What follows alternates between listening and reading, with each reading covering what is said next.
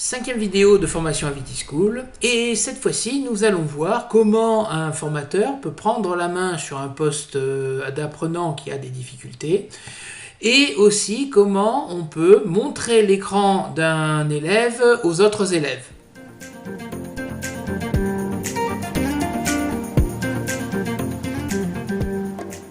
Première partie de cette vidéo, donc nous allons voir comment on va pouvoir aider un élève à distance.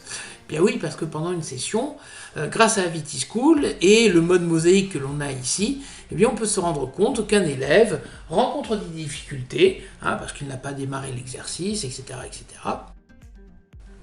Nous allons prendre pour exemple cette salle de classe numérique, et dans cette salle, eh bien, on peut voir que Jean-Paul et Stéphanie ont bien débuté leur travail, très bien, mais par contre Romain, lui on voit que il n'a rien commencé. Bon.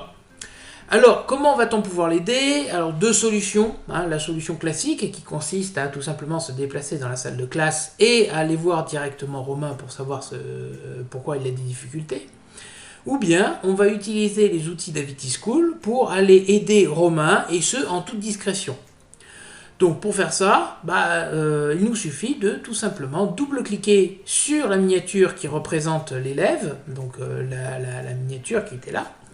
Et nous avons une fenêtre qui vient de s'afficher et qui va nous permettre, par défaut, de pouvoir piloter conjointement avec l'élève l'ordinateur et aller éventuellement démarrer un logiciel, voilà, n'importe lequel, voilà, peu importe. Alors, cette fenêtre permet donc de commander l'ordinateur de l'élève, et de pouvoir éventuellement démarrer l'exercice qu'il a du mal à débuter. Mais nous avons d'autres outils qui permettent d'interagir avec son poste. Nous avons notamment la conversation. Alors, la conversation chat, dans un premier temps, qui permet, comme son nom l'indique, de pouvoir dialoguer. Donc, vous voyez, ça a ouvert automatiquement une fenêtre sur le poste de l'élève. Et donc là, je vais pouvoir dialoguer avec cet élève. Donc là, je lui fais bonjour. Voilà.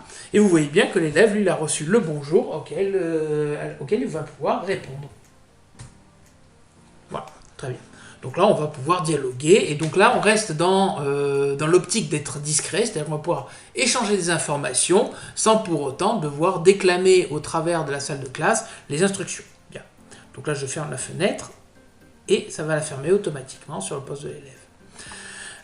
Donc, si vous avez un casque et un micro, vous et l'élève, vous pouvez utiliser les outils audio qui sont intégrés à la prise de main à distance. Donc là, il suffit de cliquer sur audio activé et à ce moment-là, ça mettra en route le casque et le micro de l'élève et vous allez pouvoir dialoguer. Alors, il faut faire attention à une chose, ici, on n'est pas dans un laboratoire de langue, donc on va avoir une qualité audio qui ne sera pas optimal, c'est juste fait pour échanger des informations, un point c'est tout, voilà, ça s'arrête là. Les capacités audio de Vitischool, il faut l'admettre, ne sont pas extraordinaires. Le transfert de fichiers, qui lui va permettre, vous le comprenez bien, envoyer un document sur le poste de l'élève parce qu'il lui manque un élément, voilà, quelconque. Donc là, tout simplement, on va avoir notre ordinateur à nous, formateur, et l'ordinateur de l'élève, voilà. Donc il suffit de pointer les bons dossiers et à ce moment-là, on transfère le fichier qui va bien. Autre outil qui va nous permettre d'interagir avec l'élève, ça va être par exemple le envoyer un message. Alors envoyer un message, c'est très bête, c'est tout simplement on envoie un message mais qui ne demande pas de réponse de la part de l'élève. Voilà, par exemple ici je dis qu'il ne reste que 5 minutes. Voilà, donc je fais envoyer, hop, et vous voyez, il y a le petit message qui est apparu sur le poste de l'élève, et l'élève lui n'a qu'une seule possibilité, c'est de lire le message bien sûr, mais de le supprimer, voilà, donc là voilà. Ensuite, on a d'autres outils qui sont là, donc notamment la capture d'écran. Donc la capture d'écran, c'est assez sympathique, c'est-à-dire que on va faire une photo de l'écran de l'élève, parce que soit il fait un travail intéressant, ou il fait éventuellement une bêtise. Donc là, on va capturer cet écran et on va l'avoir sous forme d'une image. Donc je vais l'enregistrer sur le bureau. Voilà, je vais l'appeler capture. Et je vais le mettre en JPEG. Voilà, et je fais enregistrer. Alors si je fais un petit tour sur mon bureau, je vois que capture est bien présent ici. Et à l'intérieur, j'ai le nom de l'élève, hein, et la date à laquelle a été faite cette capture d'écran. Un autre outil qui est sympathique, c'est le Annoter, qui est ici. Alors Annoter, qu'est-ce que c'est? Bien, c'est tout simplement un outil de dessin qui apparaît lorsqu'on clique dessus sur le poste de l'élève. Voilà. Et Annoter va nous permettre d'attirer l'attention de l'élève sur une partie de son écran. C'est-à-dire que je vais dessiner, je ne sais pas, moi je vais prendre un cercle, je vais prendre une autre couleur, je vais prendre une largeur ici, voilà, et je vais dire, voilà, mon cher élève, l'exercice en question, il se trouve ici, voilà, ici, voilà. Et donc là, on a dessiné sur l'écran de l'élève, sans pour autant déranger son travail, parce qu'il suffit de recliquer sur Annoter pour que tout disparaisse. Voilà. Une fois que j'ai fini de travailler avec cet élève, je vais mettre fin à la prise de main à distance, tout simplement en cliquant, en fermant la fenêtre ici. Voilà, hop. Et ça y est, l'élève va pouvoir continuer à travailler normalement. Alors, cet outil de prise de main à distance, vous allez pouvoir aussi l'utiliser pour projeter l'écran de l'élève sur un vidéoprojecteur. Hein. Comme c'est une simple fenêtre, voilà, donc je reclique sur l'écran de Romain, comme c'est une simple fenêtre, on peut l'envoyer sur une autre partie de l'écran ou sur l'écran secondaire qui constitue notre TBI. Voilà, donc ça permet de projeter l'écran de cet élève auprès de ses camarades. Deuxième partie de la vidéo. Alors tout à l'heure nous parlions de la possibilité de projeter l'écran d'un élève auprès de ses camarades, donc via un TBI, très bien. Mais si on n'a pas de TBI, comment va-t-on présenter l'écran de cet élève auprès des autres? Bien, avec AvitySchool on va pouvoir le faire, hein, très simplement. Il suffit tout simplement de sélectionner l'élève qui va être le présentateur. Donc là j'ai sélectionné Romain, parfait. Et ensuite, on a un bouton ici en haut de l'interface qui s'appelle menu présenter. Alors ce menu présenter, si je le déploie, hop, voilà. Le menu présenter va me permettre d'afficher différentes choses, hein, voilà. Notamment ici l'écran de l'élève, et vous voyez, étudiant qui va présenter, il nous dit bien que c'est Romain.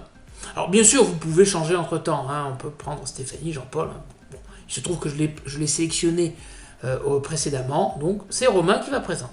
Donc je clique sur afficher, et là j'ai une fenêtre, voilà, présentant l'écran de Romain, et cet écran est actuellement diffusé sur l'ensemble des postes des élèves. Voilà, les élèves voient exactement ce que Romain va faire sur son écran. Donc là, Romain va faire un travail, hein, donc je ne sais pas, il va démarrer un logiciel, voilà, et il va nous expliquer ce qu'il va faire avec ce logiciel. Bien. Alors, comme vous êtes formateur, avec AvitySchool, vous avez toujours le dernier mot sur la présentation. C'est-à-dire que si Romain fait une erreur dans sa manipulation, vous allez pouvoir intervenir à tout moment. Voilà, donc là maintenant ce n'est plus Romain qui manipule, là c'est moi qui me dit non, c'est pas ça que je veux. Je vais dire à Romain, non, tu vas devoir travailler sur autre chose. Donc là ce n'est plus Romain qui travaille, mais là c'est bien moi qui vais dire, voilà, tu vas travailler avec ceci. Donc vous, enseignant, vous avez toujours la possibilité de revenir sur ce que fait un élève. Mais pendant ce temps-là, c'est toujours projeté sur les autres postes, hein, voilà. Donc, vous voulez mettre fin à la présentation, c'est très simple, il suffit de fermer la fenêtre de présentation. Nous venons de voir comment présenter l'écran d'un élève à ses camarades.